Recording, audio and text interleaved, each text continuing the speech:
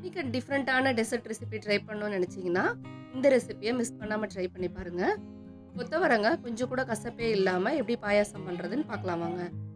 Welcome to Sanvika சமையலறை. வீடியோக்குள்ள போறதுக்கு முன்னாடி நம்ம சேனலை ஃபர்ஸ்ட் டைம் பார்க்குறீங்கன்னா சப்ஸ்கிரைப் பண்ணிக்கோங்க. கூடவே இருக்க பெல் ஐக்கானை கிளிக் பண்ணிட்டு ஆல் ஆப்ஷனை செலக்ட் பண்ணிக்கோங்க. ரெசிபி எப்படி செய்யறதுன்னு பார்த்துடலாம். ஒரு குக்கரில் 1/4 கப் பாசிப்பருப்பு சேர்த்துட்டு மீடியம் ஃப்ளேமில் வச்சு நல்லா ட்ரை ரோஸ்ட் பண்ணிக்கோங்க.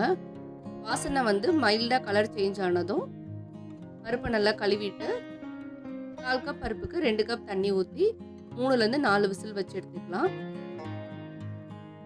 இப்போ இன்னொரு பேனில் ஒரு 100 கிராம் அளவுக்கு கொத்தவரங்காய் சேர்த்துக்கலாம். இது ஒரு 20லேருந்து 25 பீஸ் இருக்கும். இதுக்கு 1 கப் தண்ணி சேர்த்து மீடியம் ஃப்ளேம்லேயே வச்சு நல்லா வேக விடுங்க. கொத்தவரங்காய் நல்லா வெந்து அதில் நம்ம ஆட் பண்ணியிருக்க தண்ணி எல்லாம் ட்ரை ஆகுற வரைக்கும் ஒரு 5லேருந்து 10 நிமிஷம் வேக வச்சு எடுத்துக்கலாம்.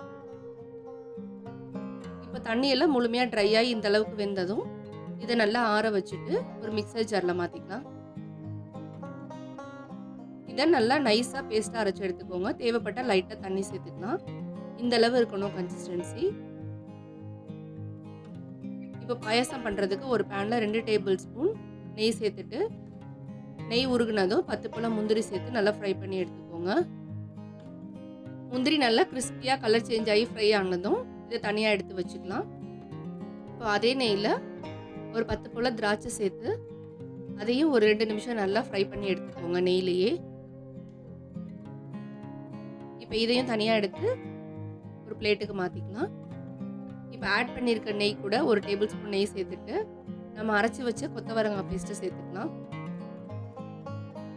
இது எல்லாத்தையும் நல்லா மீடியம் ஃப்ளேம்லேயே வச்சு இந்த மாதிரி நல்லா மிக்ஸ் பண்ணிகிட்டே இருங்க. பேஸ்ட்டு நல்லா திக்காகி சேர்த்துருக்க நெய்யெல்லாம் லைட்டாக பிரிஞ்சு வர வரைக்கும் நல்லா மிக்ஸ் பண்ணி எடுத்துக்கலாம். நெய் லைட்டாக பிரிய ஆரம்பித்ததும் நம்ம வேக வச்ச பருப்பை ஒரு தடவை நல்லா மசிச்சுட்டு உள்ளே சேர்த்துக்கோங்க. பருப்பு சேர்த்துட்டு ஸ்டவ்வை கம்ப்ளீட்டாக லோலேருந்து மீடியம் ஃப்ளேமில் வச்சுக்கலாம். இப்போ பருப்போடு சேர்ந்து கொத்தவரங்காய் பேஸ்ட்டையும் நல்லா கலந்து விட்டுடுங்க, எந்த ஒரு கட்டிகளும் இல்லாத அளவுக்கு. இப்போ இதை ஒரு கொதி வர வரைக்கும் வேக விடலாம்.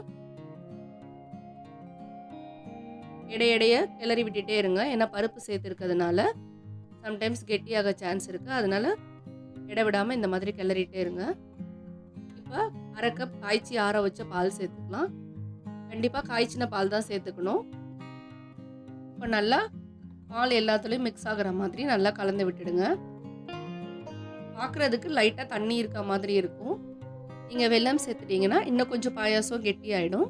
அதனால இந்த அளவுக்கு இருந்தால் போதுமானதாக இருக்கும். இப்போ பால் சேர்த்து நல்லா கலந்து விட்டதும் 1/4 கப் வெல்லம் இல்லைன்னா நாட்டு சர்க்கரை சேர்த்துக்கலாம். வெல்லத்தில் தூசி எதுவும் இல்லைன்னா நீங்கள் டேரெக்டாக அப்படியே ஆட் பண்ணிக்கலாம். இல்லைன்னா கொஞ்சமாக வெல்லத்தை பாகு காய்ச்சிட்டு அதுக்கப்புறம் கூட இதில் சேர்த்துக்கலாம். இப்போ வெல்லம் முழுமையாக கரைஞ்சி வர அளவுக்கு நல்லா கைவிடாமல் கிளறிட்டே இருங்க. இது ஒரு 2 நிமிஷத்துலேருந்து 3 நிமிஷத்துக்குள்ளே நல்லா மெல்ட் ஆகிடும். வெல்லம் சேர்த்ததுக்கப்புறமா கைவிடாமல் கிளறிட்டே இருங்க. இப்போ ஒரு பிஞ்ச் ஏலக்காய் தூள் இல்லைன்னா 2 ஏலக்காய் சேர்த்துக்கலாம். இது கூட வறுத்து வச்ச முந்திரி திராட்சை சேர்த்துக்கலாம். சேர்த்துட்டு ஒரு தடவை நல்லா கலந்து விட்டுடுங்க. இன்னும் கூட கொஞ்சம் ரிச் ஃப்ளேவர் வேணும்னா நீங்கள் கண்டென்ஸ் மில்க் கூட ஒரு 1/4 கப் அளவு ஆட் பண்ணிக்கலாம். இப்போ ஃபைனலாக ஃப்ளேவருக்காக கொஞ்சம் குங்குமப்பூ சேர்த்துருக்கேன். இது ஆப்ஷனல் தான், உங்ககிட்ட இல்லைன்னா ஸ்கிப் பண்ணிவிடுங்க. இப்போ குங்குமப்பூ சேர்த்துட்டு ஒரு தடவை நல்லா கலந்து விட்டுட்டு ஃபைனலாக துருவின தேங்காய் சேர்த்துக்கலாம். இப்போ ஒரு தடவை நல்லா கலந்து விட்டுட்டு ஒரு 2 நிமிஷம் மட்டும் கொதிக்க விட்டுட்டு ஸ்டவ் ஆஃப் பண்ணிங்கன்னா நம்மளோட சூப்பரான கொத்தவரங்காய் பாயாசம் ரெடி. கொத்தவரங்காவை பொரியல் மாதிரி செஞ்சால் கூட சாப்பிட மாட்டாங்கன்னு சொல்கிற வீட்டில் இந்த மாதிரி டெசர்ட் செஞ்சு கொடுங்க, ரொம்பவே அட்டகாசமாக இருக்கும். கெஸ்ட்டெல்லாம் வராங்கன்னா இந்த மாதிரி செஞ்சு கொடுக்கும்போது ஒரு டிஃப்ரெண்ட்டான டேஸ்ட்டில் நல்லா யூனிக்காக இருக்கும். கொத்தவரங்காவை நல்லா வேக வச்சு அரைச்சி பேஸ்ட்டு சேர்த்துட்டு எவ்வளோ தூரம் வதக்கி அந்த எண்ணெய் பிரிஞ்சு வர அளவுக்கு வச்சுருக்கீங்களோ அந்த அளவுக்கு கொத்தவரங்காயிலேருந்து கசப்பு இல்லாமல் இருக்கும்.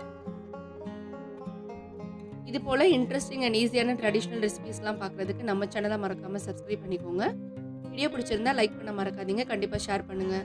அடுத்து ஒரு இன்ட்ரெஸ்டிங் அண்ட் ஈஸியான ரெசிபீஸோடு மீட் பண்ணலாம்.